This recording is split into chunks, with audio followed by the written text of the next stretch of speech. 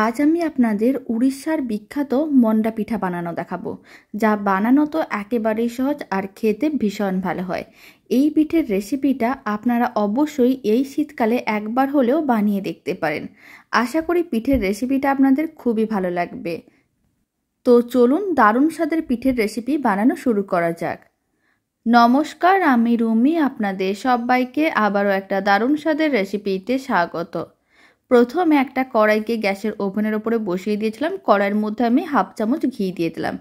এবার ঘিটা কড়াইয়ের চারিদিকে ভালো করে ছড়িয়ে নিতে হবে। ঘি খুব ভালো করে ছড়ানো হয়ে গেলে তারপরে এর মধ্যে দিয়ে দিতে হবে 1 বাটি জল। এখানে আমি স্টিলের বাটি 1 বাটি জল দিয়ে দিচ্ছি। আর ঘিটা এইভাবে অল্প একটু ব্রাশ করে তারপরে জলটা দিলে যখন ডো বানানো হবে, ডো কিন্তু কড়াইতে আটকে যাবে না। এখন আমি দুটো ছোট তেজপাতা নিয়েছিলাম, হাফ করে কেটে দিয়ে দিলাম। আর অল্প একটু লবণ দিয়ে দিলাম, 4 চামচের 3 ভাগের 1 ভাগ লবণ। তারপর সমস্ত কিছু একসঙ্গে ভালো করে মিশিয়ে নিতে হবে, লবণটা মেল্ট করে নিতে হবে। তারপরে ফ্লেমটা হাইতে রেখে ভালো করে জলটা গরম করে নিতে হবে। জল খুব ভালো করে গরম করা হয়ে গেছে। এখন ফ্লেমটা লোতে করে দিলাম আর ওই বাটির 1 বাটি দিয়ে দিলাম আতপ চালের গুঁড়ো। এখন ফ্লেমটা লোতে রেখে কড়াই ঢাকনা বন্ধ করে 5 মিনিট এইভাবে লো ফ্লেমে রান্না করে নিতে হবে। তাহলে কি হবে, চালের গুঁড়োগুলো সেদ্ধ হয়ে যাবে। 5 মিনিট হয়ে গেছে। এখন ঢাকনাটা খুলে নিলাম। এবার চালের গুঁড়োগুলোকে এরকম একটু ভেঙে নিতে হবে। তারপর সমস্ত কিছু একসঙ্গে ভালো করে মিশিয়ে নিতে হবে। এই সময় কিন্তু এক্সট্রা যা জল আছে সেই জলগুলো চালের গুঁড়োগুলো ভালো করে সোক করে নেবে আর মিশ্রণটা ঠিক এরকমই শুকনো হয়ে যাবে। এবার ফ্লেমটা অফ করে দিতে হবে। আর মিশ্রণটা ঠিকঠাকভাবে রেডি হয়েছে কিনা তার জন্য কিছুটা করে মিশ্রণ এইভাবে হাতের মধ্যে নিয়ে দেখে নিতে হবে। যদি দলা পাকিয়ে যায় তার মানে বুঝে নিতে হবে মন্ডা পিঠা বানানোর জন্য ডো একেবারে রেডি হয়ে যাচ্ছে। আপনারা দেখুন মিশ্রণটা ঠিক এরকমই দলা পাকিয়ে যাচ্ছে, তার মানে মন্ডা পিঠা বানানোর জন্য ডো একেবারেই রেডি হয়ে যাচ্ছে। এখন ঢাকনাটা বন্ধ করে দিতে হবে আর ফ্লেমটা অফ করে এইভাবে মিশ্রণটাকে এক সাইডে রেখে দিতে হবে, মানে হালকা একটু ঠান্ডা করে নিতে হবে। এখন আমি মন্ডা পিঠা বানানোর জন্য পুর রেডি করব। তার জন্য একটা ফ্রাইং প্যান নিয়েছিলাম, অল্প একটু ঘি দিয়ে ভালো করে ঘিটা চারিদিকে ছড়িয়ে নিতে হবে।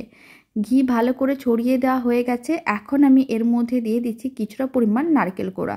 এখানে আমি একটা মিডিয়াম সাইজের নারকেল নিয়েছিলাম, সেই নারকেল কোড়াটা দিয়ে দিলাম। আর আমি দিয়ে দিচ্ছি প্রায় 150 গ্রামের মতন গুড়ের পাউডার। আপনারা যে কোনো ধরনের গুড় দিতে পারেন। আর আমি দিয়ে দিচ্ছি 100 গ্রামের মতন ছানা। এই পিঠের পুর বানানোর সময় ছানাটা দিতেই হবে। তারপর সমস্ত কিছু একসঙ্গে ভালো করে মিশিয়ে নিতে হবে যাতে দলা না পাকিয়ে যায়। তার জন্য ফ্লেমটা লোতে রেখে সমস্ত কিছু ভালো করে মিশিয়ে নিতে হবে আর হাতা দিয়ে এইভাবে একটু ম্যাশ করে নিতে হবে। আপনারা চাইলে এই মিশ্রণগুলোকে হাতেও আগে থেকে ভালো করে মিশিয়ে তারপরেও ফ্রাইং প্যানের মধ্যে দিতে পারেন। খুব ভালো করে মেশানো হয়ে গেছে। এখন আমি এর মধ্যে দিয়ে দিলাম অল্প একটু আদা বাটা আর আমি দিয়ে দিলাম এলাচ গুঁড়ো। আপনারা চাইলে এর মধ্যে লবঙ্গকেও গুঁড়ো করে দিতে পারেন। এবার সমস্ত কিছু আবারও ভালো করে মিশিয়ে নিতে হবে। তারপর নাড়াচাড়া করে নারকেলের পুরটাকে একটু শুকনো আর ঝুড়ো ঝুড়ো করতে হবে। এখানে নারকেলের পুরটা একটু শুকনো করে বানাতে হবে, দলা পাকানো নারকেলের পুর বানানো যাবে না। এবার ফ্লেমটা মিডিয়ামে করে দিয়েছি আর এইভাবে নাড়াচাড়া করে মিশ্রণটাকে একটু শুকনো শুকনো করতে হবে। মিশ্রণটা যত শুকনো হবে কালারটাও চেঞ্জ হবে। প্রায় 7-8 মিনিট মিডিয়াম ফ্লেমে নাড়াচাড়া করে নিয়েছিলাম। আপনারা দেখুন নারকেলের পুরটা রেডি হয়ে গেছে। আর এরকম একটু শুকনো ঝুড়ো ঝুড়ো করতে হবে, তাহলেই মন্ডা পিঠা দেখতেও ভালো লাগবে আর খেতেও ভালো লাগবে। এখন আমি পিঠের পুরটাকে এক সাইডে রেখে দিয়েছি। এবার আমি পিঠের ডোটা রেডি করব। তার জন্য কড়াই ঢাকনাটা খুলে নিলাম। এখন যে তেজপাতাগুলো দিয়ে রেখেছিলাম সেই তেজপাতাগুলো তুলে নিতে হবে। আর এই তেজপাতা দেওয়ার কারণে পিঠেগুলো খেতে অনেক বেশি ভালো হয়, স্বাদ ও গন্ধ দুটোই খুবই ভালো আসে। খুব ভালো করে এখন ডোটাকে মেখে নিতে হবে। একেবারে নরম করেই মাখতে হবে আর গরম অবস্থায় মাখতে হবে, তাহলে কিন্তু ডোটা নরম হবে। যদি পুরোপুরি ঠান্ডা করে ডোটা মাখা যায় তাহলে কিন্তু ডো শক্ত হয়ে যেতে পারে। তাই এইভাবে গরম অবস্থায় খুব ভালো করে মেখে ডোটা রেডি করতে হবে। প্রায় 10 মিনিট খুব ভালো করে মেখে নিয়েছিলাম। আপনারা দেখুন কড়াই থেকে একেবারেই আলাদা হয়ে গেছে। এখন আমি এরকমই মিডিয়াম সাইজের লেচি কেটে নেব। আপনারা চাইলে লেচিগুলোকে ছোট বা বড় করেও বানাতে পারেন। যদি পিঠেগুলোকে ছোট বা বড় করতে চান সেইভাবে লেচিগুলোকে ছোট বড় করতে হবে। এবার একটা লেচিকে হাতের মুঠোর মধ্যে নিয়ে নিলাম। তারপরে লেচিটাকে এইভাবে গোল বলের মতন করে বানিয়ে তারপর একটু প্রেস করে চ্যাপটা করে নিতে হবে। দুটো হাতের সাহায্যে এইভাবে একটু টুপির মতন করে বানিয়ে নিতে হবে, মানে বাটির মতন করে বানাতে হবে যাতে পুরটা দিতে সুবিধা হয়। এখন আমি বেশ কিছুটা পরিমাণ পুর নিয়েছি, পুরটাকে মাঝখানে এইভাবে রেখে দিয়েছি। তারপরে খুব ভালো করে এইভাবে আটকে নিতে হবে যাতে পুরটা বাইরে না বেরিয়ে আসে। ঠিক এইভাবেই ভালো করে সিল করতে হবে। আপনারা চাইলে অল্প জল দিয়েও সিল করতে পারেন। খুব ভালো করে আটকে নিয়েছিলাম। এবার আরেকটু গোল করে নিয়েছি। পিঠেগুলো একটু গোল করেই বানাতে হবে।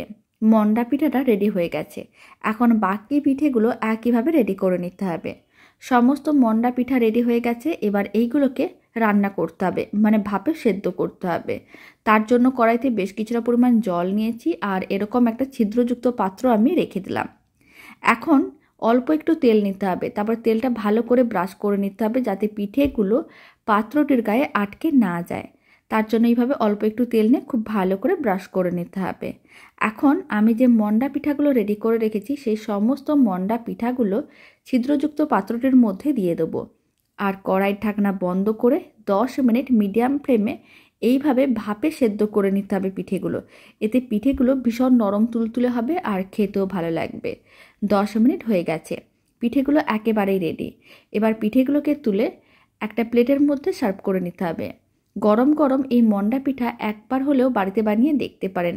বানানো তো একেবারেই সহজ আর খেতেও ভীষণ ভালো হয়। আশা করি পিঠের রেসিপিটা আপনাদের খুবই ভালো লাগবে। সমস্ত মন্ডা পিঠাগুলোকে এখন একটা প্লেটের মধ্যে সার্ভ করে নিয়েছি। আপনারা দেখুন পিঠেটা কতটা নরম তুলতুলে হয়েছে, দেখেও বোঝা যাচ্ছে। আর এই পিঠের রেসিপিটা শেষ পর্যন্ত দেখার জন্য অসংখ্য ধন্যবাদ। ভালো লেগে থাকলে আপনারা যদি ফেসবুক থেকে রেসিপিটা দেখছেন পেজটিকে ফলো করে নেওয়ার অনুরোধ রইল। ইউটিউব থেকে দেখলে চ্যানেলটি সাবস্ক্রাইব করে নেওয়ার অনুরোধ রইল। পাশে থাকা বেল আইকনটি প্রেস করে নেবেন নতুন রেসিপির আপডেট সবার আগে পাওয়ার জন্য। তো চলুন ভিডিওটা আমি এখানে শেষ করছি। আপনারা সবাই ভালো থাকবেন, সুস্থ থাকবেন। আপনাদের সঙ্গে আবার নতুন রেসিপি নিয়ে দেখা হচ্ছে।